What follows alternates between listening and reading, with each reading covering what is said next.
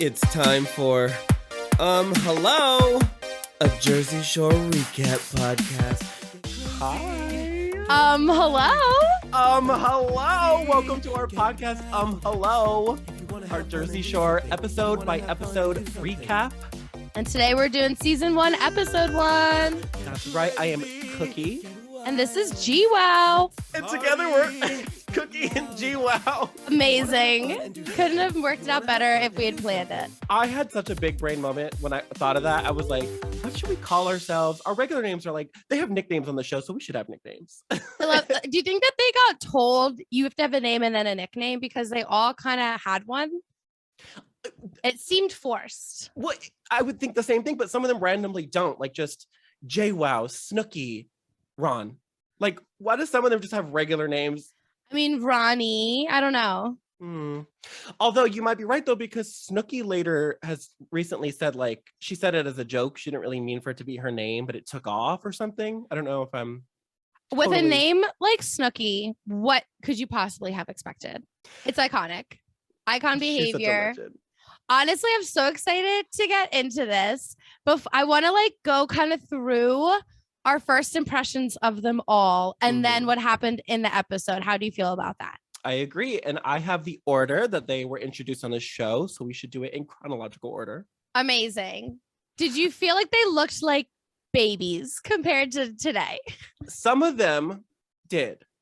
Pauly D in particular looked exactly the same. Unageable. Down to the hair, down to his face. Like, he has the same amount of wrinkles. He's the exact same person. Is it plastic surgery or is that just good genes? I would say my assumption is probably injectables, but I don't know about if you went under the knife.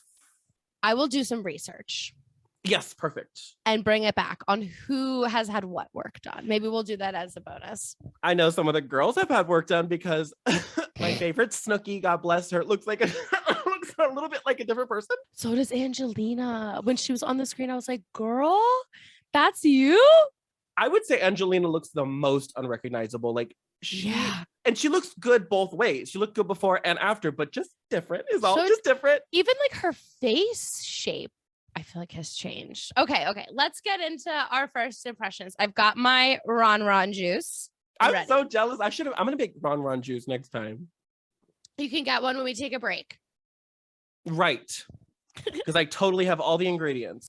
So the first person we meet is Pauly. Again, he looks exactly the same. He has a tanning bed in his room. That's dedication. Does. That is, and that made me question, how much money did you have going into the show? Because those got to be at least $1,000 minimum, right? That's what I think is unique about Pauly. He went in with a successful DJ career. He already had some close to show. I don't know if that's show business, but he has entertainment experience, whereas the rest of them just felt like a bunch of kids. That's true. I do feel like he also, in his little package, branded himself as the girlfriend stealer and proud of it. Don't let me around your girl without you there because she might not be coming home to you. And his intro is unique too because let me play it for you. Hold on. He doesn't say anything. It's his robot drop. I mean, he's just trying to brand himself early on. It's clearly worked for him. It is because I think he's the wealthiest. Can I tell you something? What? I've seen him DJ. Is he good? Actually, yes. So I don't know why I didn't talk about this in our intro episode, but my one friend's 21st birthday, we went to Atlantic City and we just, I think, booked Caesars or something, Harrah's. I honestly forget. And we just looked oh, what's happening that there? And it was DJ Pauly D. He wasn't a bad DJ. The club was absolutely lit. Absolutely. Well, that's good to hear because I hate when people get super successful off reality TV, but they're crap. So it's good that he actually has talent to back up all his success. He does. And that was probably 2017, maybe. Do you know what's so random? Speaking of his DJing, in 2012, I think he opened up for Britney Spears. Wow. He was Britney Spears' opening act and he just stood on stage and DJ'd. Yeah, that's at a concert venue. I don't know how you kind of watch DJs. I feel that's you go to a club for a DJ because you want to dance to it. Right. And it's like, and this is Britney. So she does like big, like $20,000-$30,000 seat arenas. So imagine just and sitting. a performance. And then you're gonna watch Pauly D be like, And they just kind of make some noise. Like it's very like, right. it's weird to just watch. Fascinating. But anyways, next up is my favorite and everyone's favorite, Miss Nicole Snooki Polizzi. I wonder if she knew how iconic, because she really, I feel like, carried the show. And you don't get the sense that she had any idea from this first episode. But I think her whole intro was really centered around the fact that she wants to marry a juice head. She loves Guidos. And you know what? Girlfriend made it happen. So I kind of love that they're like where they should be in life. I don't know.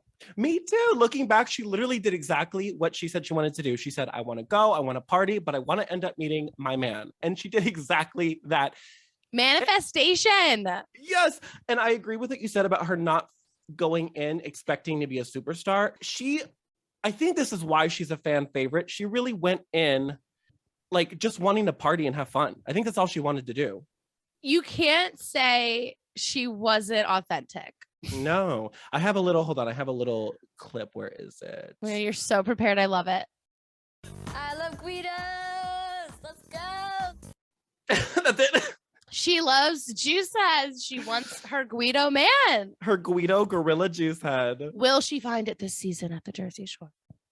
One other thing before we move on to the next person that I wanted to address really quick is the camera quality. Is it just because it's like on Hulu? That's where I watched it on Hulu. Is it like or was it always that bad? No, it was definitely that bad. We just didn't know it was that bad. And a lot of the show, especially in the early seasons, they cut to wall-mounted like webcam kind of cameras a lot, and they're like dark and grainy. But I feel like surveillance. It almost adds to it. It was kind of, I feel like, a real world-esque aesthetic where it was kind of like the ongoing cameras. So I think that was like the era of TV.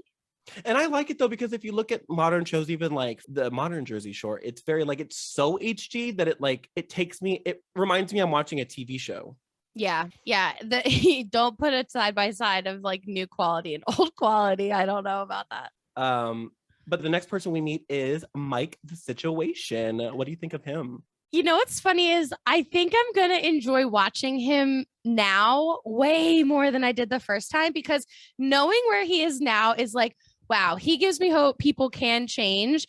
He's still got some things that I feel like will never change. Like his love for food goes already in on the first episode, but he's always been obsessed with himself. And that I think was the theme of his package. No pun intended. There was this, he was very, very, very cocky. And that really was his character the whole, like nowadays his character is kind of different. Yeah. His whole persona in the early days of the show was that like he was absolutely full of himself. But do you think it was like legit real, or do you think he was like overcompensating? I do think that's really the complex that was going on in his head, especially because I feel like it really took him getting to like bad places to change. Right. And I don't think he could have gotten to those bad places without that being like genuine narcissism. And I think in retrospect, at the time I might have just been like, oh, he's just cocky. But now in retrospect, knowing what we know about him, I look back and it's kind of almost not sad, but it's very like, I think he was projecting the persona he wanted to have, but I don't think that was the truth of how he felt about himself. You're like, oh, are you going through something, man? Like, I don't know. I love him now. Like, I'm a real big fan of him and Lawrence. Love Lawrence. And I'm excited to see his journey, because I know it's going to be a rough one, but cocky is a good word. And with that being said, I do want to remind you that he did say this. What can you possibly say to somebody that looks like Rambo pretty much with his shirt off? Is that a flex? Is Rambo like hot? Listen, even in my I thought I was straight days, I don't know that Rambo was going to be on my list of celebrity crushes, but okay, Mike. Okay. I think he's just going by muscles. You know, I dated a kind of a Guido named Mike in high school. You had your own Guido Gorilla Juice head? Kind of. He was broad, like stocky, so fucking Italian. And Yeah, he was like, I mean, he wasn't like, he was like juice head adjacent. Not Okay. from Jersey, but like, I mean, he was Italian as hell. I'll say that's for sure. Good guy though. Was he hot? Was he good looking? At the time, I was very, very attracted to him. I don't know what he looks like today because, like, in my head, he's like 18, you know? Like, I'm sure he's changed. That reminds me of something I wanted to talk about because at the time, they were branded as being really sexy, hot guys that like people had crushes, the Jersey Shore cast. But in retrospect, I don't know that I'm attracted to most of them. I think Vinny was cute, but like the other three they're not for me. Oh, see, we have different types because if I was going to put my ex, who he looked the most like, it was Ronnie, who I also found the most attractive, not personality wise, but just looks wise. Ronnie would have been the guy I was bringing into this mushroom for sure. All right, let's backtrack. Who's the next one introduced? The next one introduced is Sammy Sweetheart, the sweetest bitch you'll ever meet. She's definitely the hyper femme, you know, like girly. She describes herself as a Guidette. That's her vibe for sure. I'm the sweetest bitch you'll ever meet. Now, something that's interesting about her is that one of the first things she says in the entire show is that she does not want to meet somebody. She's going to hook up and have a good time, but not settle down. That is ironic. We love some dramatic irony. They absolutely left that in for foreshadow. You think? Like, oh, girl, you think so? Listen. That's cute. And listen how sure she is. I'm not looking for Mr. Right. I am looking to break a lot of hearts and to get with a lot of good, hot, sexy Guidos. I can tell her one thing. I'm not sure that she meant Mr. Right. So, and some hearts were broken. I don't know if she broke them, but a lot of things were broken. We'll get into that as the series progresses, but amazing. I do have to say that's one of those things where it's like that's a bygone era because they would not show those Ron and Sam fights today. It's gonna get uncomfortable. Because the show, cringe. Like, people would call for the whole show to be canceled if they put that on TV today. I mean, Ron has been problematic for sure. There's been headlines, and so we will go on record right now saying violence is absolutely not condoned here. No, and we will stay true to that, though a Jersey Shore is iconic and we love it and we will talk about it with reverence. We don't support all of the things that happen on the show. We know not all of it's going to age well, and we'll get to some of that, but who's up next? Because I have more thoughts. Well, the next person is Vinny, the youngest. And also, one thing that has not changed about him, he is still a mama's boy, hard. And I think he recently just moved back into his mom's house. Like, he did? After the pandemic, yeah. He had bought, that makes sense. One of the plot lines on the newer show is that he had bought a house and then decided, like in LA or something, and decided he wanted to move home back in with his mom. So he's still the biggest mama boy, you know, that ever was. And his whole thing is like, he's the young one. He's the baby. Well, and I think that's part of his charm is that he was the young one and that he was a mama's boy, because I think he was a fan favorite for a lot of people. A lot of the female audience particularly clung to him. And I think it is that. I think he loves his mom. He's good to his family. And that's certainly what I like about him. He sticks out in that way. Yeah. My favorite thing about his intro package is that he's talking absolute shit about traditional Guidos. And he's literally describing Polly. His future best friend and bromance. And it's so funny because I have a clip. He's sitting there trashing the old school Guido lifestyle. And then they cut to Polly doing exactly what he's describing. I need to hear it. Guys with the blowouts and the fake tans and that guy wear lip gloss and makeup. Those aren't Guidos. And they literally oh my God, the read. He just read him to film. And the shady editors cut to him, Polly in the mirror, spiking up his hair. They probably wanted them to fight so bad. And then instead they fell in love, in bro love. It is ironic that he went in judging those types of people and that became his best friend. He is arguably the least stereotypical, quote unquote, Guido, you know? And I think that's part of because he was younger. I think a lot of what we think of as a Guido is a little older than the show. Like, and Vinny kind of made that clear that this is kind of old school Guidos. And so he was the younger. So the next person we meet is Miss GWoww. I live for this bitch. She's everything I wanted to be. I wanted to have sex with guys and rip their heads off. I feel like she comes off as like, I'm your crazy ex-girlfriend and you can't get away from me. Aggressive. I love her. I love her. Sex with a guy, I will rip their heads off. I love her brutal honesty, but in the same way that Mike felt like he was putting on an air, like a person, like a persona, I feel Jenny was doing that a little bit too. Like I do believe that she is that kind of person, but I do feel like she was definitely putting it forward to make a point. I think she still acts tough. Like she's definitely one of those girls who acts tough as shit and but is also a softie at heart. Yeah. And she also kind of prides herself on being the one who's not from Jersey, doesn't go to the Jersey Shore. She's like New York. So her vibe is a little different. That's true. I'm into it though. Me too. So the next person we meet is Ronnie. Ronnie is very into his image, which I didn't remember that about him, but he's really into making sure he has like freshest shoes, freshest this. I don't know. That kind of surprised me. I also feel like he was really confident. Yeah, very confident. And it felt real. Like it felt like he very much did see himself in a good light. I feel like he did come off as genuine, but kind of like lacking substance. Is that like mean to say? I mean, it is a little mean to say, but it's true. It's valid. There was a lot of red flags, I think, from the very beginning, from like the first moment he was on camera.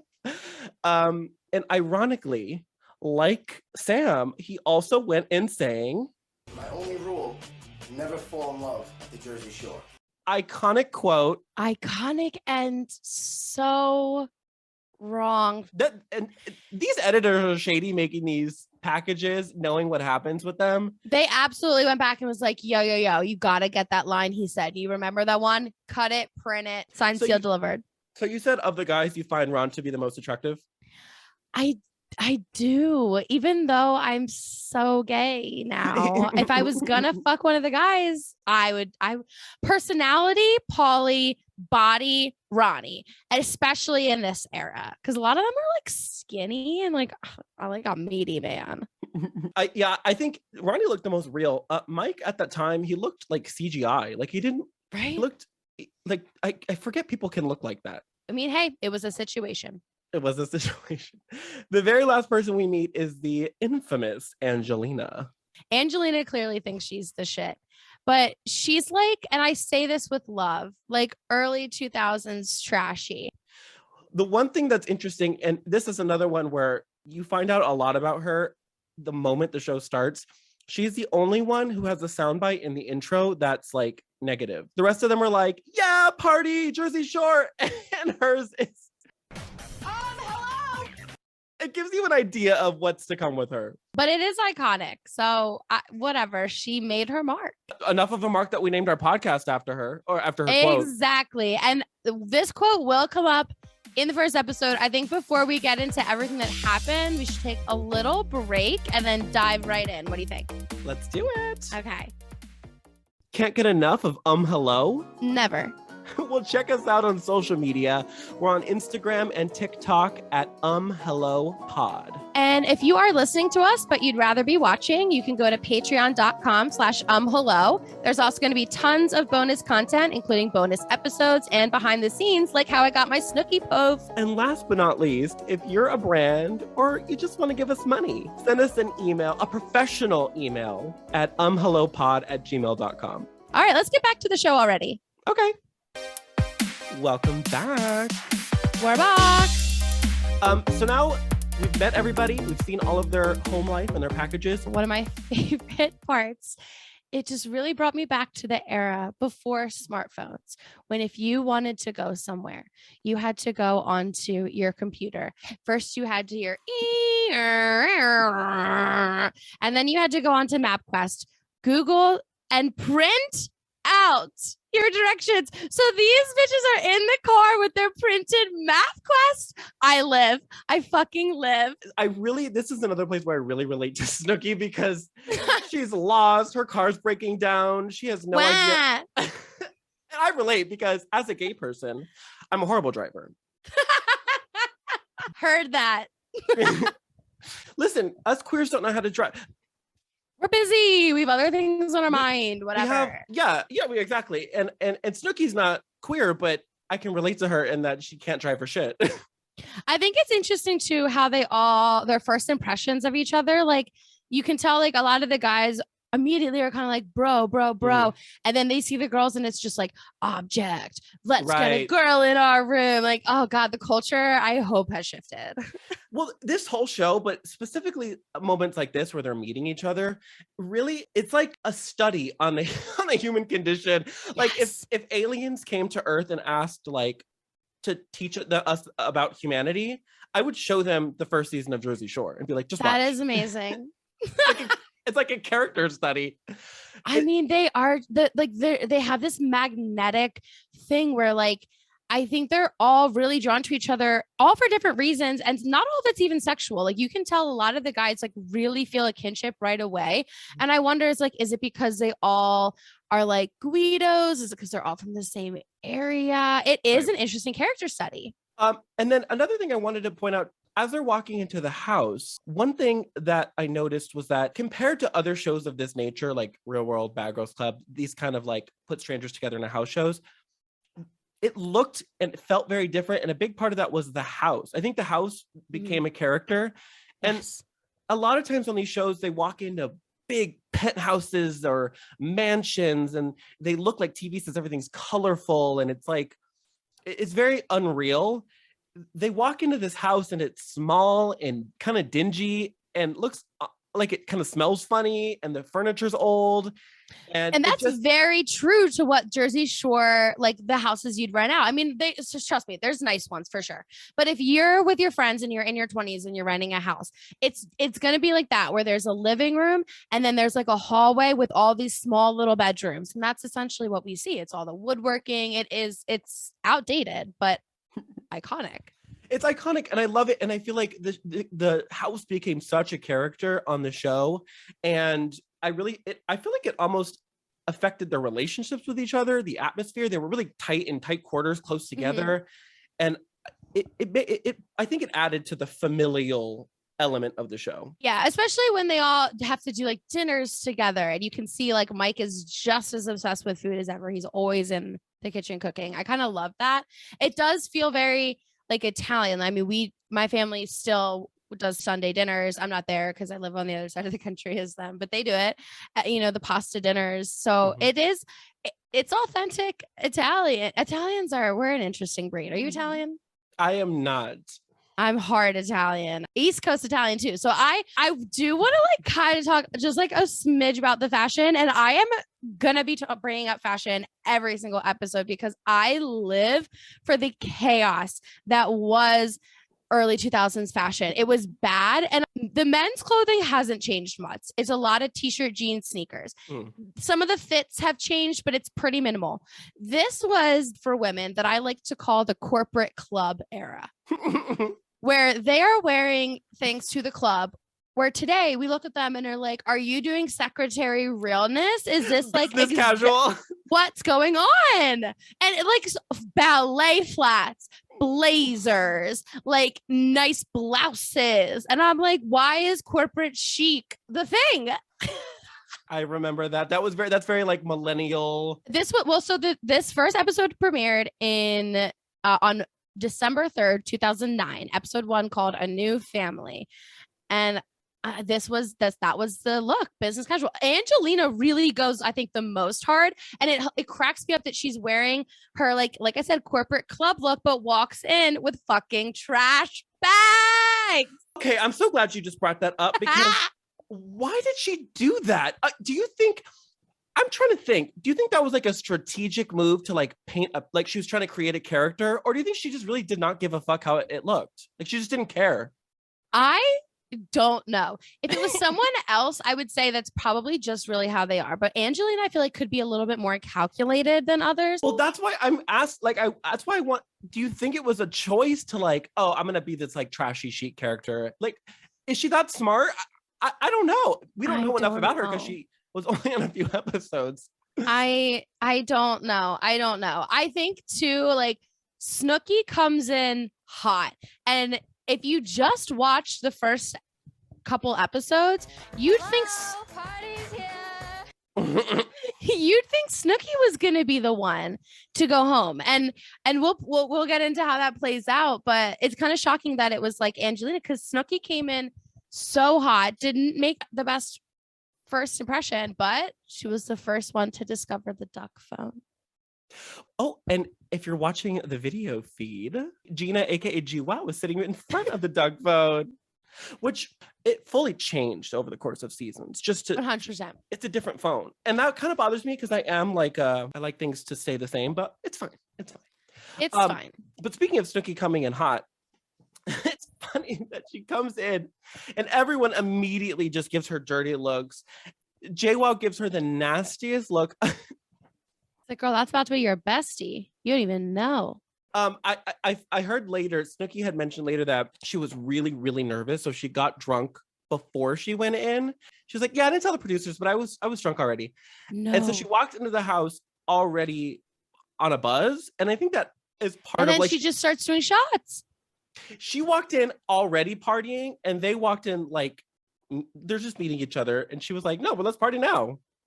And they definitely are kind of like, whoa, we're gonna have to live with this girl all summer. I mean, they're all trying to party and stuff, but she's like past that point. She's trying to like kiss everybody in the hot tub, including GWoww.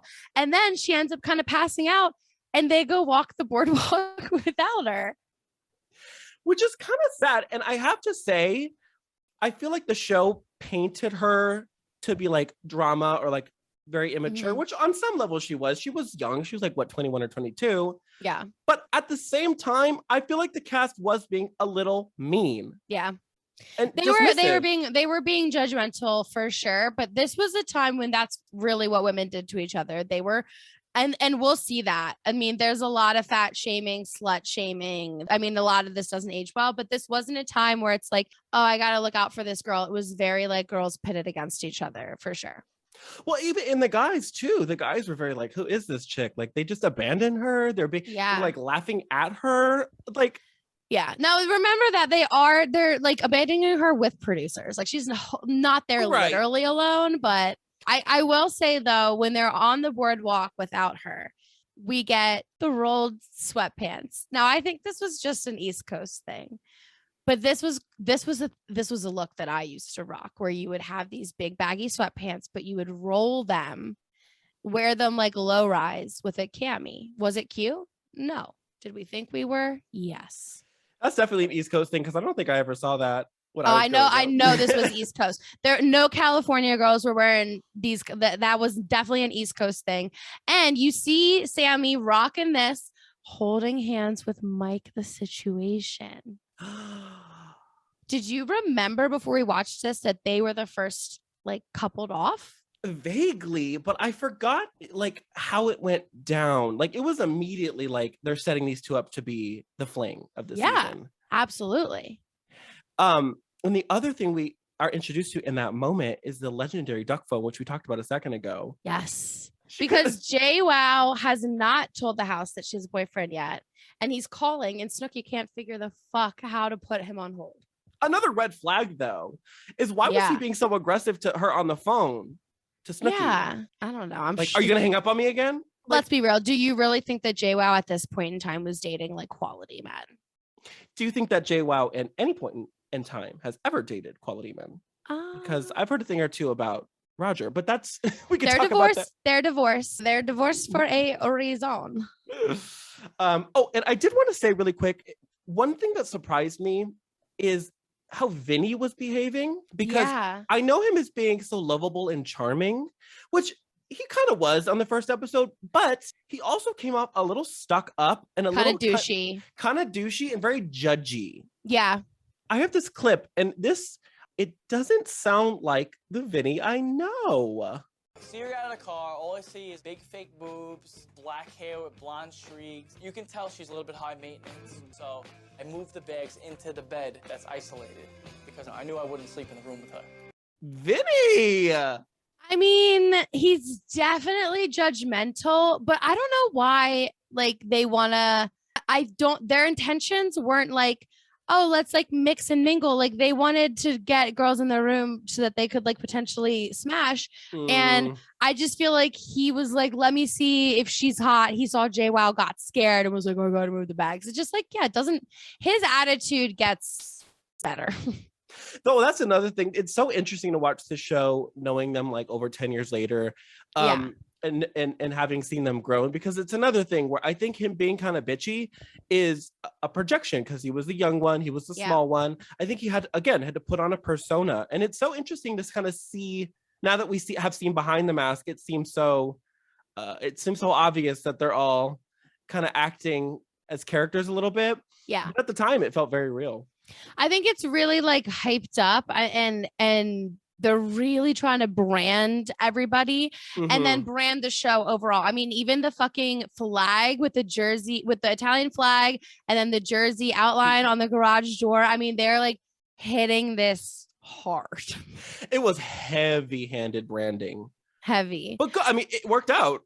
It did. I do think it's interesting though, like you said, that it's not the Vinny you know, because how does Ronnie come off as the level-headed one? He says so many things that like make a lot of sense. Like, okay, so plot point. Obviously, we talked about Sammy and Situation holding hands on the boardwalk, but then later they're showing like the guys bringing these girls into the hot tub, and when the whole fight breaks out and everything, which we'll get more into this, Ronnie is the one who makes the most sense. And I can't think of any other drama situation in which I'm saying, you know what, you should all listen to Ronnie. He is the level-headed one. He's logical right now. What? But you know what? I do think he is. I think he is a smart guy. I think he's fucked up and he's got a lot going on. Anger issues out the ass. He's got anger issues. He's toxic. He can be violent and abusive, but he is a smart guy. And sometimes he uses that smartness, I think, for evil, because with Sam, he becomes very strategic about the way he hurts her. He's not just accidentally hurting her. He's purposely. That's true. And so I think he is a smart guy, whether he's using it for evil or yeah. Well, so the very last person that we meet is Danny, the owner of the house. Yes. And the star. He's an important character in these early seasons. He becomes less important, but he's the reason that they're there. He's the reason they're in that house. And like, if people go down to the shore for the summer, they got to work. Well, this is another thing. It angers the show in reality. It makes it feel less like a TV show, because they're taking 8-hour, like 3 to 9. They're working real shifts. And from what I've read online, they actually worked those hours. They were really working. Yeah. And I think a lot of that too, though, plays into the plot, because it's one of the only ways that it kind of separates certain people together. Because a lot of times, like, you know, Snooki and Vinny, they don't have a lot of conversations one-on-one, but if they're working a shift together, you're going to have them conversing. And so it gives more opportunity for interactions to be authentic and not like forced in the house, but give a variety of like who's talking to who and who's interacting. You know what I mean? Right. And I understand why they didn't, but I do wish they would have continued throughout the series the strictness of it all, because in the first season it really was, if you stop working, you gotta go. In later seasons, they could just drink and do whatever. It doesn't really matter because they're all super famous. Right. Well, like we did get the first kind of big iconic line, which is hello. And I think we need to get into why that fight happened, where that fight happened. But do you want to take a little break first? Yes, I think we should. Okay. Hey everybody, do you want to hear more queer voices or maybe just more of Gina? Well, I'm Cheyenne from Hot Messian. And I'm Seb, and we're Gina's co-host from her other podcast, Sapphic Survival Guide. Each week we cover a new topic in the queer universe and answer all the questions that you want to know. Yeah, so after you're done listening to this episode, of course, pop on over to Sapphic Survival Guide wherever you listen to podcasts. Okay, let's get into the drums. I'm excited because this is the first real drama of the entire show. And when you have, at this point, it's like hyper hetero, men and women in the same house, hormones, tension, whatever. And then you bring in like outside people into the mix. The producers must have just been like creaming their pants watching this happening. They were like, we got a hit. We've got a hit. I really wonder if after the first show, or like even like the first 24 hours they were in the house, if the producers looked at each other and were like, we've struck fucking gold. They must have. because during just their entrances, it was immediately clear that it was going to be a hit. I Like, mean, they I just could watch their entrances over and over and over, and it's like 5 minutes. It almost feels scripted in that they're too perfect together. Like the characters balance each other out perfectly. So we talked about how like the kind of the beginning of the drama is when they're walking down on the boardwalk and Mike and Sammy start whatever they have, you know? Mhm. And then do you remember where did they find these girls? I think they're just They're just yelling over the edge. They're just like on the deck and they're yelling at people on the boardwalk. That deck is kind of nice though. It's actually not, I believe from my insider tea that I've Googled, Uh-huh. I don't think it was a real deck. I think they just built it for the show to have some extra space, but it's just on the roof of the shore store. Oh. Wait, Or but like, they have to, but they're in the house when they go up there, right? so it's like you leave the house and then there's a small outside area Uh-huh. and then there's a set of stairs that go up to the famous deck. Okay. And that deck is just, they built it on a roof. I don't think it was a deck. Because like if you book the house now, it's not there anymore. Wow, that is some insider tea. I think. That's what I got from Google. Would you have gone, like if somebody's on some rooftop yelling at you, just like come up, are you going? I don't know, because in a sense you think, yeah, because you're out partying, you're there to hook up, you're there to have a good time, maybe. But if I just saw a bunch of random people with cameras on them, I don't know that I would. I think I would be nervous about all the cameras and stuff. The second though that they said MTV, does that change things for you? I don't know, because the show wasn't famous yet. I mean, But I MTV guess. was, but That's- MTV yeah. was. If even today, because that's how a lot of the MTV shows got started, they'd be like, we're filming an MTV show. And they didn't really say what it was. Like, that's how Catfish got started. That's how, like, Yeah. when they did, like, X on the Beach, all these things, like, they just said it's an MTV show. MTV had the credit. So I'm not going to lie. They said MTV, I'd be going the fuck up. Would you have gone up? Clout chasing. Hell yeah. I probably would have too. I'm playing coy, but I would have too. Would you have taken your underwear off in the hot tub? Oh my gosh, amazing question. Probably not. But what's so funny is the girls are so annoyed and they're like, ew, I would never walk like in that hot tub ever again. I'm never touching that water. But like, even with a bathing suit on, do you think that genitals aren't touching Right. the water? Like a layer of fabric is gonna stop all your ass and genital juice from getting in the water. Like, let me ask you guys a question. When you get out of the hot tub, is your pussy dry? Because mine's not. That's literally the logistics of sitting in water. And it's such a funny scene because Angelina and Sam just go sit like watching with their arms And crossed. Ronnie calls them out for being stalking creeper bitches, and he is right. I have to agree. I do get that there's a line, but like they're just in the hot tub having a good time. There was no need to crash the party. And it's a lot of slut shaming too Mhm. here. And the hot tub makeouts also, like, I don't think that people were aware that like there's a way to make out and then there's a way to make out on TV, and they are not the same.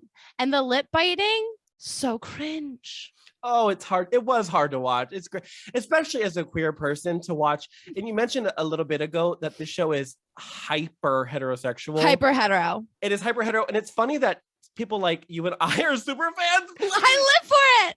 And we're so live for gay. it, but I wouldn't survive a second in that house. It is so hyper heterosexual. And it's funny that a bunch of queers like us are obsessed with that show. Like, Yes. so the girls, the cast member girls, kick the randoms out of the house. Then they're just like, bye, whores, and shut the door. Well, they And first- calling them whores for just entering the house. well, they did take their underwear off in the That's- jacuzzi. They did. Okay, you're right. But this is the first glimpse into a long line of slut shaming that's going to happen.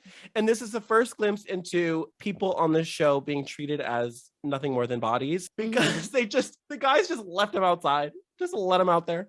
Yeah, they just, and that's a common thing where they just see groups of women and they're like, "You're 3 girls, come on over here," and you're like, you don't even care. And it's was desperate. And then we also in this moment get a bit of confusion when when the girls are yelling and Miss Nicole Snooki thinks that they're yelling about her for some reason.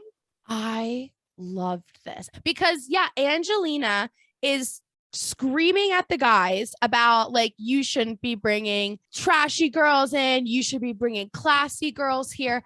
And Snooki thinks she's talking about her, and maybe she thinks like she's yelling at the producers or something, But you can like see on Snooki's face, she's taking it so personally. And it's like, girl, what planet are you on? It's so sad because her soul is crushed in that moment. But Angelina was like, don't slam the door, bitch. And Snooki was like, that's definitely about me. I could see some of it if she thought they were talking to like producers, like don't bring trashy girls in here. And I guess Snooki didn't know, but also like that was your alcohol brain, girl. That was your alcohol brain talking. So literally, as the rest of the cast is fighting and arguing, Snooki starts pecking. Do you ever drink and then you wake up the next day with the anxiety of like, oh my God, everybody hates me? Yes, we were watching that in real time here. Well, that's why I relate to Snooki so much. And I think a lot of people relate to her because a lot of us are that girl. I'm that girl that gets too drunk, is embarrassing. People roll their eyes at me. And the next morning I'm like, sorry, I was annoying, guys. Sorry. I'm the one who's like, you were so funny. Like, I don't know. I'm a hype girl. So I'm usually like, you were fucking hilarious. What are you talking about? I live. See, I need friends like you because some people you wake up and they're like, Like it's like we're never gonna hang out again. I love the messy. That's the beauty of this show. But that's how it kind of leaves off, is Snooki being like, everyone hates me, so I gotta go. Why am I here? The very last beat, the rest of the cast kind of rushes in like, whoa, wait.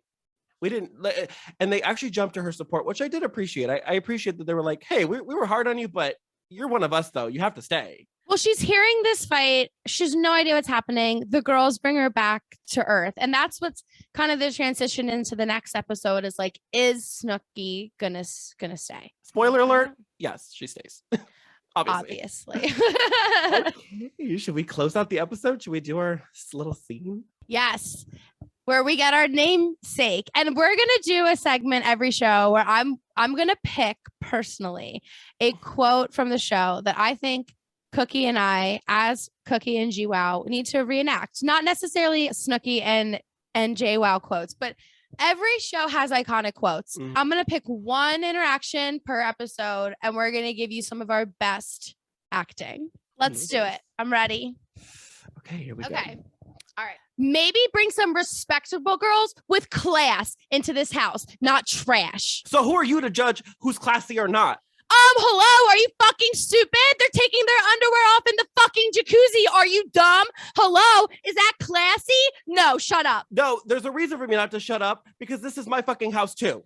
Don't open your mouth then. I'll open my mouth when I want to open my mouth. Like, seriously. End scene. God, I'm a horrible actor. You know what it is? I'm just not good at playing men. Well, the thing is Angelina is pissed as shit. It's easy to channel that emotion, but Ronnie is like, I don't know, his emotion's harder to channel because he's pissed, but it's like subtle. That's the thing, is Angelina has more like funny anger and Ronnie's more like scary anger. We'll have to switch. Next time I'll do one of the girls and it'll be better. I promise you, the next time you can take whatever part you want. I am very happy to have played Angelina this episode. Sure. I will say one thing. My East Coast accent is definitely better than yours. Oh, well, girl, I grew up in California. We're gonna teach Cooki how to do a good Jersey East Coast accent by the end of season 1, I promise. Well, with that being said, thank you so much for listening. Hello. Goodbye. Get crazy, get wild, let's party, get loud. If you wanna have fun and do something, if you wanna have fun and do something. Get crazy, get wild, let's party, get loud. If you wanna have fun and do something, if you wanna have fun and do something.